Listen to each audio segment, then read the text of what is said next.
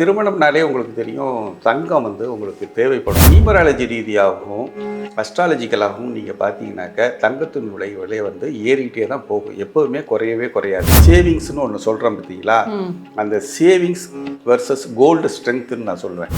பாஸ்ட்லேயும் ப்ரெசென்ட்லேயும் இன்னும் ஃப்யூச்சர்லேயும் ஒரே மாதிரி ஒரே ப்ரொபோர்ஷனில் தான் இருக்குது. தங்க விலை ஏறும்னு தெரிஞ்சால் கூட 450 ரூபா கிராம் வித்துக்கிட்டு இருக்குது. 450 வெறும் 450 ரூபா. நான் சொல்கிறது 1995 காலகட்டத்தில் ஒரு 6 லட்ச ரூபாய்க்கு கார் வாங்குறீங்கன்னாக்க எடுத்தோடனே போய் கார் வாங்காதீங்க. இஎம்ஐயை நான் என்ன சொல்வேன்னு கேட்டிங்கனாக்க, ஒரு மனிதனுக்கு வரக்கூடாது வியாதின்னு தான் சொல்லுவேன். 1 லட்ச ரூபாய்க்கு வாங்கினீங்க அப்படின்னாக்க நிச்சயமாக வந்து நீங்கள் ஒரு 2 வருஷத்துலேயே 2 லட்ச ரூபாய் அது ஆகிடும். நீங்கள் கிராஃப் எடுத்து பார்த்தீங்கன்னாக்க வருஷம் வந்து ப்ளஸ்லேயே இருக்கக்கூடிய ஒரு கிராஃப் வந்து கோல்டு கிராஃப் தான். நான் சொல்கிறத மட்டும் ஃபாலோ பண்ணிங்கன்னா நீங்கள் வந்து இந்த ஃபீல்டில் இந்த தங்கம் வாங்குறத ஜெயிச்சுக்கலாம்.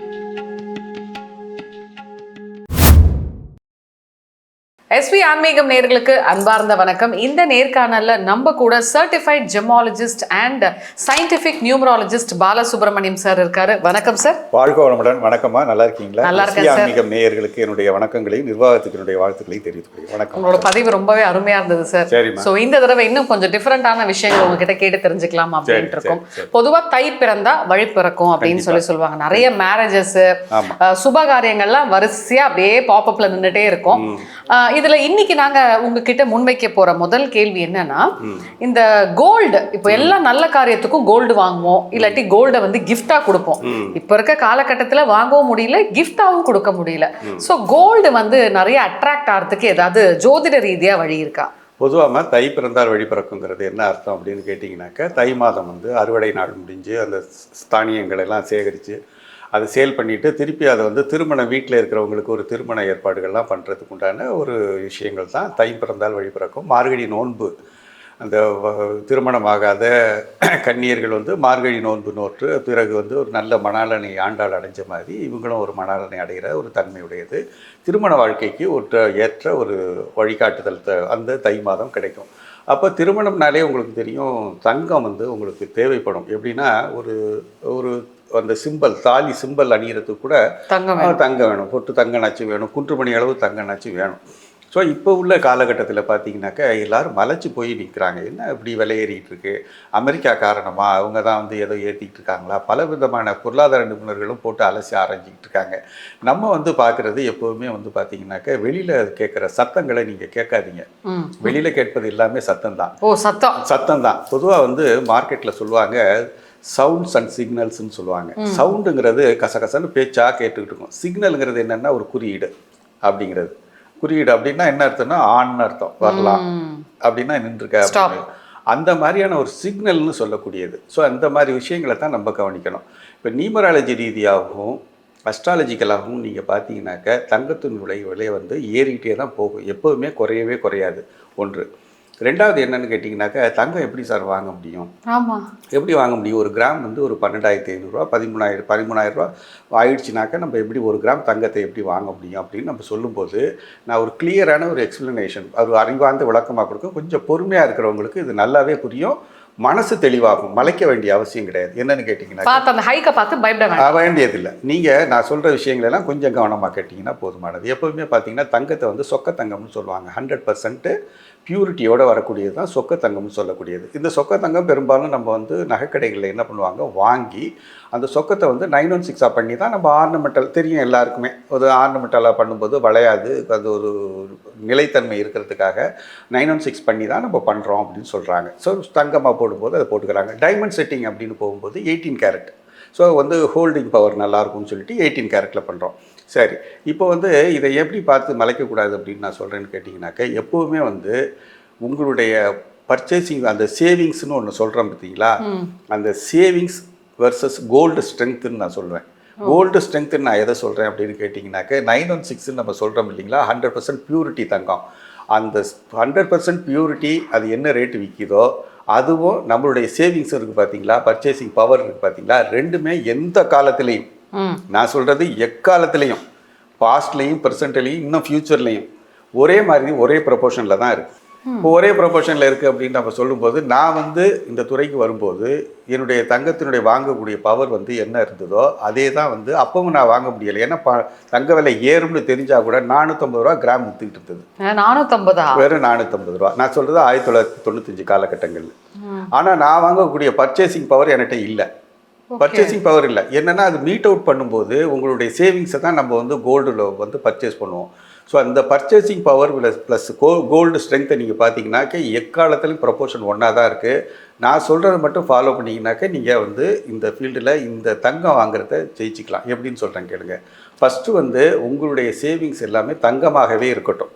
இப்போ லேண்டு வீடு இதெல்லாம் எடுத்துகிட்டு போகுது. லேண்டு இல்லாதவங்க வீடு இல்லாதவங்க என்ன பண்ணுவாங்க, ஒரு வாடகை வீட்டில் இருக்காங்க. சரி, அவங்க என்ன பண்ணுங்கன்னு சொல்கிறேன்னு கேட்டிங்கன்னா கோல்டுலேயே இன்வெஸ்ட்மெண்ட் பண்ணுங்கள்.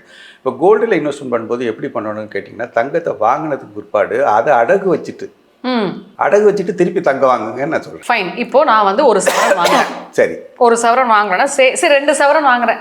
2 லட்சம் ரூபாய். ஆமாம், வந்துருச்சு. ஒரு அப்ராக்சிமேட்டாக சொல்கிறேன், ஒரு 2 lakhsக்கு நான் ஜுவல்ஸ் வாங்குறேன். வந்துருச்சு. வாங்கிட்டா என்ன பண்ணணும், வந்துச்சிங்கனாக்க அடகு வச்சுருங்க. திருப்பி வந்து ஒரு ஒரு பவுன் வாங்கிக்கங்க. ஓ, 2 lakhsக்கு வாங்கினா கண்டிப்பாக அதை நான் அடமானம் வைக்கிறப்போ எனக்கு ஒரு 150 வரும். இப்போ ஒரு சின்ன கணக்கு ஒன்று சொல்கிறேனே. இப்போ வந்து நீங்கள் வந்து ஒரு கார் வாங்குறீங்க. ஒரு கார் வாங்கும்போது போய் வாங்கும்போது ஒரு 6 லட்சம் ரூபாய்க்கு கார் வாங்குறீங்கன்னாக்க எடுத்தோடனே போய் கார் வாங்காதீங்க. 6 லட்ச ரூபா கிடைக்கிற அளவுக்கு எத்தனை பவுனுன்னு தெரிஞ்சுக்கிட்டு ஒரு 8 லட்ச ரூபாய்க்கு 8 பவுன் வாங்குங்க. இந்த 8 பவுன் அடகு வச்சுட்டு 6 லட்ச ரூபாயை கட்டி கேஷ் கொடுத்துட்டு கார் வாங்கிக்கிங்க. வாவ். அப்போ நீங்கள் டியூ கட்டும்போது என்ன ஆகும்னாமா உங்களுக்கு காரோட டெப்ரிஷியேஷனோட தங்கத்தோடைய அப்ரிஷியேஷனும் ஏறிக்கிட்டு இருக்கும். நீங்கள் போன வருஷம் நான் வந்து பார்த்தீங்கன்னாக்க இதே நாள் டிசம்பர் மாதம் நீங்கள் போன வருஷம் நீங்கள் பார்த்தீங்கன்னாக்க அதுக்கும் இதுக்கு எவ்வளோ வித்தியாசம் தெரியுங்களா? தங்கத்தோட விலை கிராமுக்கு 5000 ரூபா ஏறி இருக்கு. ஸோ அப்போ நீங்கள் கோல்டை நீங்கள் உங்கள் கையகப்படுத்திட்டு அதை அடகு வச்சுட்டு நீங்கள் வந்து பிளாங்காக போய் எந்த பணத்தையும் நீங்கள் வந்து இஎம்ஐயை நான் என்ன சொல்வேன்னு கேட்டிங்கனாக்க ஒரு மனிதனுக்கு வரக்கூடாது வியாதின்னு தான் சொல்லுவேன். ஏன்னா ஃபியூச்சரை வந்து அடகு வைக்கிறது இந்த இஎம்ஐ. ஓகே, எனக்கு இதில் ஒரு சில டவுட்ஸ் எல்லாம் கிளியர் பண்ணிடுங்க. இப்போ நான் ஒரு 2 lakhsக்கு ஜுவல் வாங்குறேன்னு வைங்க. இப்போ 2 lakhsக்கு வாங்கினா அதை நான் அடமானம் வைக்கிறப்போ எனக்கு ஒரு 1.5 lakhsக்கு அடமானம் பண்ணி கொடுப்பேன். கண்டிப்பாக அந்த 1.5 lakhsக்கு நான் திருப்பி கோல்டு வாங்கிக்கணும். சரி, இப்போ இந்த 1.5 lakhs அடமானம் வச்சிருக்கேன்ல, அது மாத்திரம் தான் எனக்கு கடன் இருக்கும். ஆனா எனக்கு ஜுவல் பாத்தீங்கன்னா இந்த 1.5 lakhக்கு ஒரு 1.25 சவரன் வந்திருக்கும். பிளஸ் ஆல்ரெடி நான் பர்ச்சேஸ் பண்ணின 2 சவரன் இருக்கும். ஸோ ஆல்மோஸ்ட் எனக்கு 3.5 சவரன் வந்துடும். ஆனா என்னோட கடன் பாத்தீங்கன்னா கடன் வந்து நீங்கள் என்ன பண்ணணும், மாதம் கையில் கிடைக்கிற சேவிங்ஸ் அதை நீங்கள் கட்டிக்கிட்டே வாங்க. நான் சொல்கிறது நேஷனலைஸ்டு பேங்க்கில் மட்டும்தான் வைக்கணும். நீங்கள் இப்போ உதாரணத்துக்கு நீங்கள் பார்த்தீங்கன்னாக்க இன்னும் ஒரு 2 மாதத்தில் முழுந்துற மாதிரி இருக்கும். அப்போ அந்த அளவுக்கு நான் உங்களுக்கு 2 பவுனுக்கு இவ்வளோ தர்றேன்னு சொல்லும் போதே அது ஒரு மோசடி நினச்சிக்கிங்க. அது மோசடி தான். அது உங்களுடைய தங்கத்துக்கு என்னவோ 2 பவுன்னா 2 லட்சம் ரூபாய்னா நீங்கள் வந்து 1 லட்ச ரூபாய்க்கு வைங்க. அதான் சேஃப்டி. அது நேஷனலைஸ்ட் பேங்க்கில் மட்டும் வைங்க. வச்சுட்டு நீங்கள் வரக்கூடிய வட்டி இருக்குது பார்த்தீங்களா, அது மட்டும் வருஷமாக மாதமாக சேர்த்து கட்டிக்கிட்டே வரும்போது வட்டி தொகையும் குறைஞ்சிக்கிட்டே வரும். உங்களுக்கு டியூ அந்த கோல்டுக்கு உண்டான 1 லட்ச ரூபாய்க்கு வாங்கினீங்க அப்படின்னாக்க நிச்சயமாக வந்து நீங்கள் ஒரு 2 வருஷத்துலேயே 2 லட்ச ரூபாய் அது ஆகிடும். அப்போ கோல்டு வந்து உங்களுக்கு தன்னை போல் சேர ஆரம்பிக்கும். ஸோ இந்த ஒரு கால்குலேஷனில் தான் நீங்கள் இனிமேல் கோல்டை சேர்க்க முடியும். இப்போ ஏற்கனவே தங்கம் இருந்தாலும் கூட நான் என்ன சொல்கிறேன்னாக்க இப்போவே வாங்கி கொஞ்சம் சேர்த்துக்குங்க. ஏன்னா வரக்கூடிய காலகட்டங்களில் தங்கத்துடைய விளையாட்டுங்கிறது ரொம்ப அசாத்தியமாக போக போகுது. ஸோ அதனால் நீங்கள் வந்து இப்போ வெள்ளியை பற்றி எல்லோரும் கேட்குறாங்க, வெள்ளி வாங்கலாமா சார், வெள்ளி விலை ஏறிக்கிட்டு இருக்கு. வெள்ளி வந்து நீங்கள் வாங்குறதுல வந்து எனக்கு எந்த விதமான இதுவும் கிடையாது. ஏன்னு கேட்டிங்கன்னா கோல்டு மட்டும்தான் வந்து ஆர்னமெண்டல் ப்ராப்பர்ட்டி அடகு வைக்கிறதுக்கு உண்டானது, ஈஸியாக சேல் பண்ணலாம். பட் தங்கங்க இது வெள்ளிங்கிறது என்னென்னு கேட்டிங்கன்னா பூஜை பொருட்களுக்கு நல்லது. இந்த கொலுசு இந்த மாதிரி எல்லாம் வச்சுக்கலாமே தவிர்த்து நம்ம வந்து அடகு வைக்க போகும்போது அது என்ன லெவலில் இருக்க போகுதுன்னு தெரிய போகிறதில்ல. ஸோ கோல்டு விலையேற்றத்தை மட்டும் நம்புங்க. வெள்ளி விலையேற்றத்தை நீங்கள் ஒன்றும் அவ்வளோ கண்டுக்க வேண்டியதில்லை. வீட்டுக்கு தேவையான பொருட்கள் வேணால் வெள்ளி வாங்கி வச்சுக்கலாம். சரி, இதில் எனக்கு ஒரு சின்ன டவுட், அதையும் கிளாரிஃபை பண்ணுங்க. இப்போ நான் வந்து 1 கிராம் வெள்ளி வந்து 250 சம்திங் இருக்கு. நான் வந்து ஒரு 50 கிராம் வெள்ளி வாங்குறேன். என்னால் அதை அஃபோர்ட் பண்ண முடியும், ஏன்னா காசு கம்மி.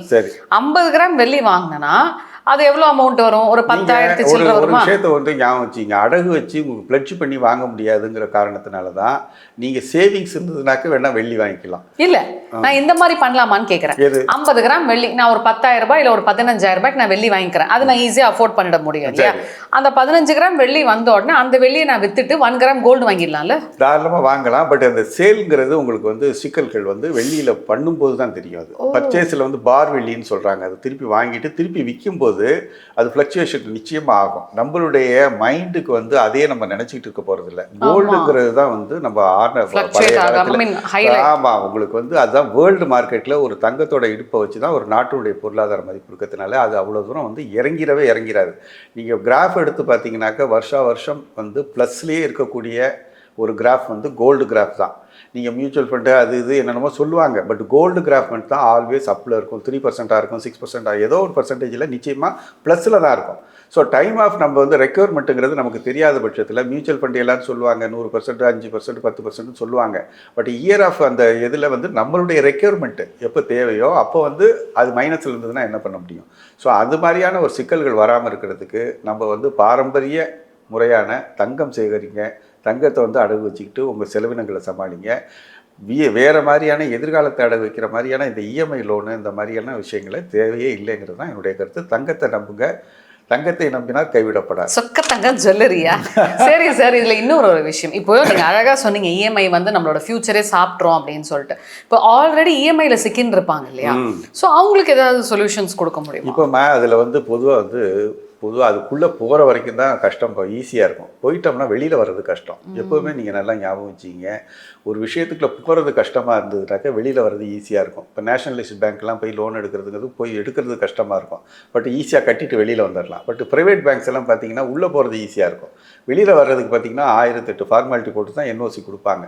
ஸோ அது மாதிரி இருக்கும் பட்சத்தில் நான் சொல்கிறது எல்லாமே இஎம்ஐக்கு பதிலாக இப்போ உங்கள்கிட்ட வந்து தங்கம் இருக்குது, உங்கள்கிட்ட எவ்வளோ தங்கம் இருக்கோ அதுக்கு தகுந்த மாதிரி இன்வெஸ்ட்மெண்ட்டு லோனை போட்டு நீங்கள் ஜுவல் வாங்கிக்கிங்க. அந்த ஜுவல்லுக்கு உண்டான ஒரு வளர்ச்சி உங்களுக்கு வருடம் உங்களுக்கு நிச்சயமாக கிடைக்கும். சாதாரண நடுத்தர மக்களுக்கு இது ஒரு ரொம்ப இப்போ உதாரணத்துக்கு பார்த்தீங்கன்னா இப்போ எல்லாம் மாதாந்திர சீட்டுகள் போட ஆரம்பிச்சிட்டாங்க. உங்கள் பேரில் தங்கமாக வர வச்சுக்கோங்க. டிஜி கோல்டுன்னு தாராளமாக செய்யலாம். நீங்கள் இனிமேல் கோல்டில் இன்வெஸ்ட்மெண்ட் பண்ணுங்க. சாதாரண நடுத்தர மக்களுக்கு ஒரு நல்ல வருமானம் கிடைக்கும். இன்னொன்று என்னென்னு கேட்டிங்கனாக்கா, எத்தனை தான் சொன்னாலும் நீங்கள் பார்த்தீங்கன்னாக்க ஒரு 15 நாளில் ஒரு 1 லட்ச ரூபா தரேன், 2 லட்ச ரூபா தரேன்னு சொல்லிக்கிட்டு இந்த பொன்சி ஸ்கீம்ஸ் சொல்லுவாங்க. அந்த ஸ்கீம்ஸ் எல்லாம் பார்த்தீங்கன்னா இன்னும் பணங்கள் வந்து போட்டுக்கிட்டு தான் இருக்காங்க.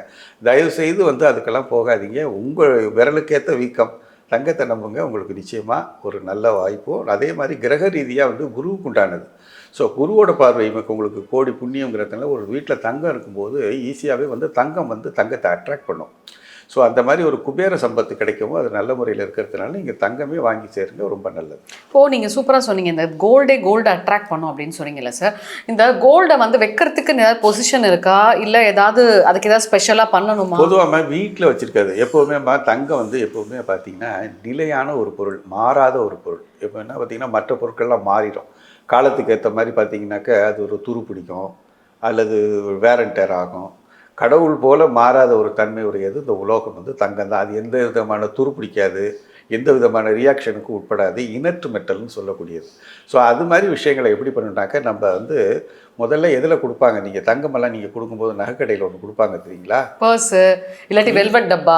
அதோட இன்னொன்று நீங்கள் முக்கியமானது பேப்பர் ஒன்றில் வச்சு மடிச்சு கொடுப்பாங்க. ஒரு மாதிரி வயலட் பிங்க் பேப்பர்.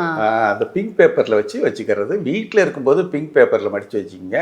நகைக்கடைக்கு வந்து நம்ம அடகு கொடுக்கும்போது நம்ம அதை பார்க்க முடியாது. நீங்கள் கொடுத்துட்டு அடகு வச்சுட்டு திருப்பி வீட்டில் வாங்கி வைக்கும்போது பிங்க் பேப்பரில் வச்சுக்கிறது ரொம்ப நல்லது. ஸோ இந்த புது வருஷத்தில் இந்த தை பிறக்க போது எல்லாருக்கும் வந்து ஒரு அருமையான டிப்ஸ் கோல்டு எப்படி சேர்க்கணும்னு சொல்லியிருக்கீங்க. இந்த பதிவு வந்து கண்டிப்பாக மக்களுக்கு ரொம்பவே பயனுள்ளதாக இருக்கும்னு நினைக்கிறேன் சார். நன்றிம்மா, வணக்கம், வாழ்க்கை.